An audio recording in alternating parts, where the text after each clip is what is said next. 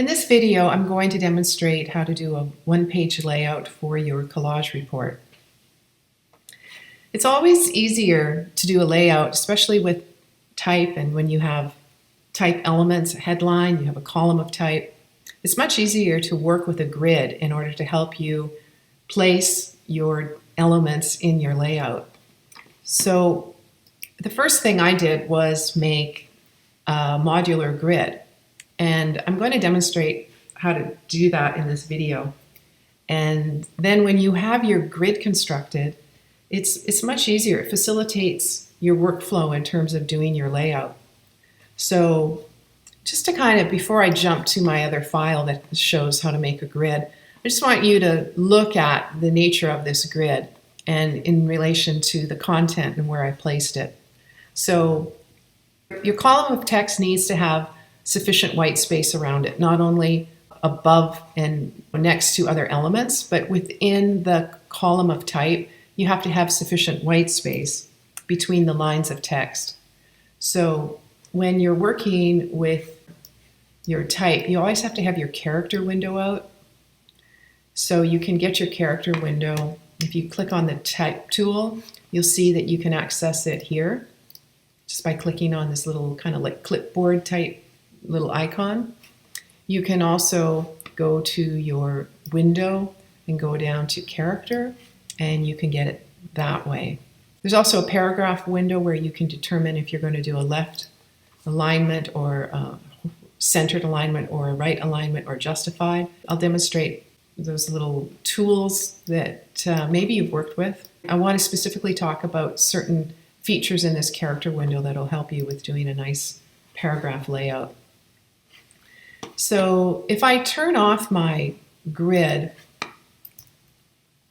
and that makes, you can kind of see the layout a little bit easier.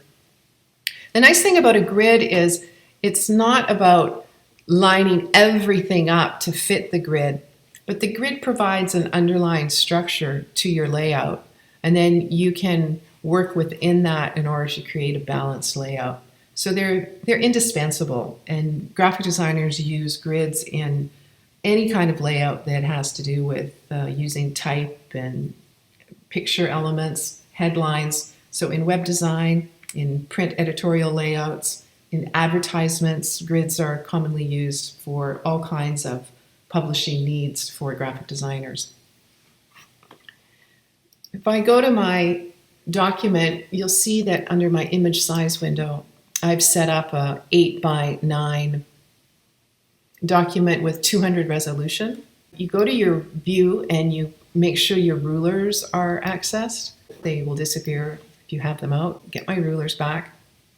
And then when you have your rulers out, you can grab your move tool and you can start pulling these lines out. And I used the grid that comes with Photoshop. So if you go down to your view and go to show, you can get your grid. And that was kind of a nice background for me to use in order to create the grid structure that I did. And essentially with a grid, you want to have a margin at the top and on the sides, at the bottom, and the other side. So I decided that I would use my grid structure here, and I would have 2 rows for my top, and there's my 2 rows at the bottom.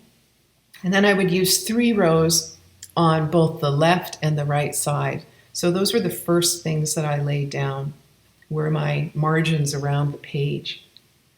And then I just calculated by counting my little grid structure. And if I do Command apostrophe, then you can kind of see how that turned out. And if I want to get my grid structure back, then I can do Command apostrophe again.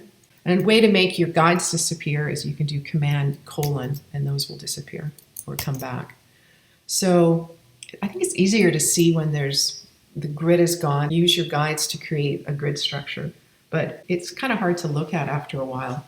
So you can lock your guides or you can clear your guides. Some people just like to work with, locking their guides, and then you can start bringing in your elements and placing them.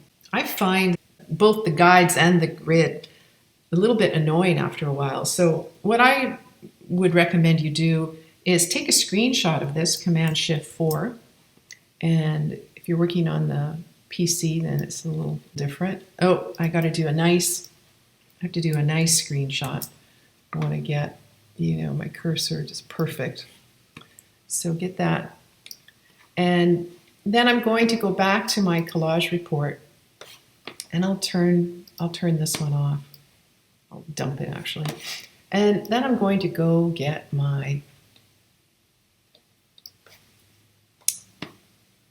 grid screenshot, and I'll open that, and it's going to open up on a different file. So what you can do is with your move tool, if you want to move something to another document, all you have to do is with your move tool, grab it and pull it up, and then go to the file that you want to place something on, and you have to come back and you have to actually place it inside, and it will come.